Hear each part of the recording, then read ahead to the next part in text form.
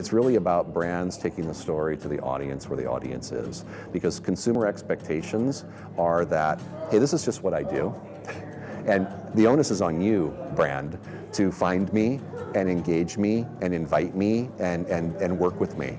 And if you make it hard, if it's too many clicks away, or if you don't have a responsive website and it doesn't resize on my phone, I'm going somewhere else, right? So brands, the onus is on the brands to really meet and engage people where they're at.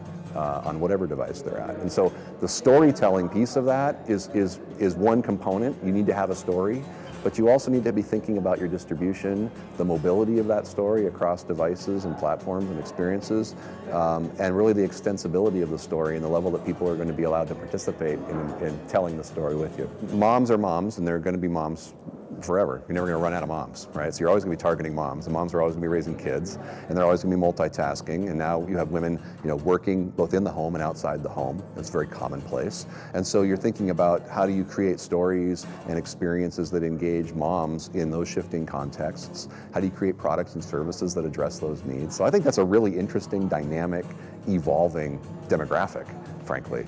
And one where you can address it through content. You can also address it as a brand through the kinds of products and services innovation you bring to market. So I don't think that's ever going to change. And I also think on the flip side of the question that dudes are always going to watch football. They're always going to watch football. They're always going to hang out in the man cave and chill out with their friends. So that's always the 18 to 34-year-old male drinking beer, eating salty snacks and buffalo chicken wings. Like, that's not going away. So those are like pillars, right? But there's other pillars that maybe that's the question really, is what you're getting at, is what are those other pillars that we could start thinking about? And I think there's one. I was just speaking with someone before we chatted about the neglected demographic in my mind seems to always be the aging population. You've got the largest number of Americans aging in our history.